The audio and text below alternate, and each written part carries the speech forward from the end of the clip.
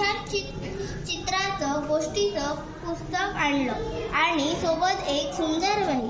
शमीला हवं ते त्या वहीत लिहिण्यासाठी. शमी तर वही आणि गोष्टीचं पुस्तक घेऊन हरखली. केवढा आनंद झाला तिला. तिनं आईला म्हटलं, आई, खरंच या वहीत मी काहीही लिहू, मला आवडेल ते. आई म्हणाली, अगं खरंच तुला आवडेल ते लिही. शमानं वही गोष्टीचं पुस्तक बाळूला बाबांना दाखवलं. एकदा एक छोट्या गावात एक शक्तिशाली बैल राहत होता. एके दिवशी बैल झाडाखाली विश्रांती घेत होता. लवकरच तो गाढ झोपला आणि त्याने जोरजोरात घोरण्यास सुरुवात केली. एक उंदीरणी झाडाजवळ एका बिळात राहत होती. ती बैलाच्या घोरण्याने खूप त्रासली होती. ती बाहेर आली आणि पाहिले. त्याच्या शाळेत चित्रकला, रांगोळी, खर्चाकोटपे स्पर्धा झाल्या. आज शाळेत पहिली समारंभ होता. सर्व मुलांना आणि त्यांच्या पालकांना आमंत्रण दिले होते. मुग्धा आणि तिचे आई बाबाही शाळेत आले होते. त्यांनी मुग्धाच्या बाईंची भेट घेतली. काय म्हणते आमची मुग्धा? आईने बाईंना विचारले. अभ्यासात हुशार आहे. चित्रकला स्पर्धेत पहिला नंबरात बक्षीसही पटकावले. पण इंदापूरच्या अंबराच्या वाडीत शिवानी राहायची. 8-9 वर्षांची शिवानी होती. बाळ, चतुर. शाळा, घर, शेत व बाजार येथील मुले माणसे सगळेच तिच्यावर खुश असायचे. रविवारी कंदापूरचा आठवडी बाजार भरायचा. शेतातील भाजी विकायला शिवानीचे आई बाबा जायचे. सुट्टीमुळे सोबत शिवानीही जायची. कृतिका. एकदा गंमत झाली. वाऱ्याने झाडाची फांदी हालू लागली. खिडकीत बसलेली मनुली फांदीकडे बघू लागली. वारा अंगावर झेलू लागली. गारगार वाऱ्याच्या झुंकेने बस खाली वाच. मनुली सुखावली. काय छान वाटतं. कुणीतरी गालावर अगदी मोरपीस फिरवल्यासारखं. मनुली मनाशीच म्हणाली. तिने डोळ्याची उघडझाप केली. पापणी मिटली, पापणी उघडली. तिला वाटलं आज झाडाला कसला तरी आनंद झाला. सगळी पानं वाऱ्यानं हालतायत. किती मज्जा. वेदिका. संस्कृतीचा सण होता. मीनूची आई देवळात गेली होती. बाबाही बाहेर कुठेतरी गेले होते. मीनूला घरात करमेना. ती गच्चीवर गेली. तिला आकाशात पतंग उडताना दिसले. गार्गी. एक होतं जंगल. तिथे एक वाघोबा आणि एक साधू महाराज राहत होते. एके दिवशी वाघोबाने साधू बाबांना पाहिले. त्यांनी लांबच्या लांब दाढी पाहून एकदम खुश होऊन गेले. वाघोबांनी आपल्या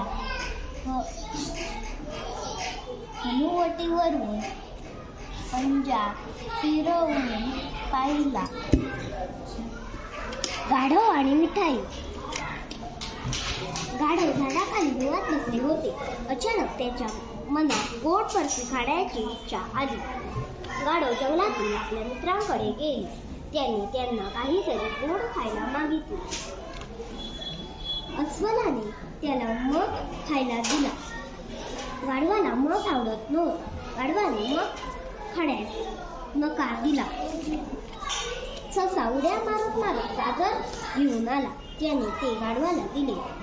गाढवाला गाजर आवडत नव्हतं. गाढवाने गाजर खाण्यास नकार दिला. स्वरा.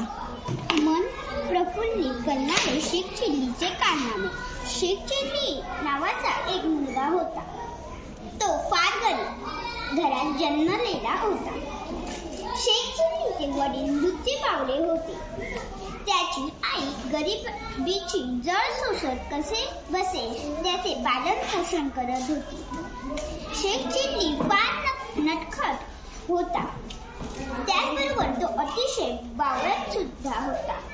त्याच्या बावळटपणामुळे त्याच्या आईला शेजाऱ्यांचे उणे ऐकावे लागत असे.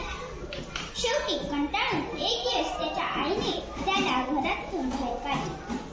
शेख चिल्ली घरातून बाहेर पडल्यावर शेजारीच एका गावात जाऊन तेथे एक झोपडी बनवून राहू लागले. छान.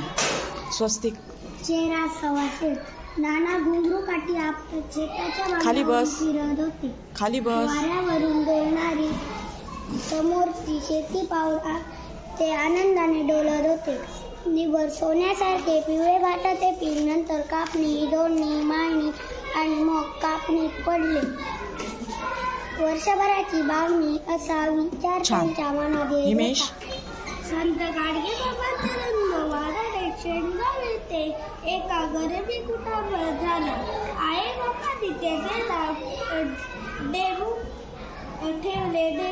देबू त्याला आतमध्ये वडील वाढले. त्यामुळे आई देबूकडे त्याच्या आपल्या भावांकडे गेली. देबू बाबाच्या शेतावर कष्ट करू लागला. पुरे. चंद्रकांत. वासाची किंमत पुन्हा पूर्णवाच्या उंबराच्या वाढीत शिवानी राहायची. 8-9 वर्षाची किमान होती. बारीच्या शाळा, घर, शेत व बाजार येथील मुले माणसं सगळे तिच्यावर खुश असायचे. रविवारी कोल्हापूरचा आठवडी बाजार भरायचे. शेतातील भाजी विकायला शिवानीचे आई बाबा जायचे. सुट्टीमुळे सोबत शिवानी आई बाबांना जवळच्या उंबराच्या वाढीत शिवानी राहायची. 8-9 वर्षांनी शिवानी होती.